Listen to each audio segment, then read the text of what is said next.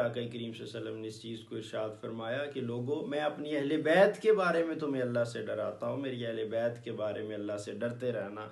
ख़बरदार, मैं देखूँगा अपने जाने के बाद कि मेरे बाद तुम मेरी औलाद के साथ कैसा सलूक करते हो, उनके बारे में कैसा मामला करते हो।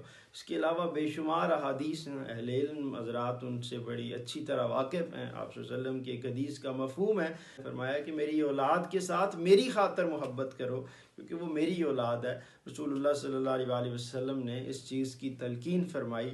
तो आज हमें चाहिए कि हम दीगर जो मसलकी इख्तलाफात हैं उनको छोड़ के सिर्फ़ अदब वाला मामला करें। वो अदब वाला मामला है उसको हमेशा अपने दामन के साथ हमें थाम के रखना चाहिए, ताकि हम बरोज़े क़यामत अल्लाह और उसके रसूल सल्लल्लाहु अलैहि वसल्लम की बारगाह में सुरखरू हो सकें और वहाँ पे हमें अपने आका व मौला सल्लल्लाहु अलैहि वसल्लम के सामने किसी तरह की शर्मिंदगी का सामना ना हो।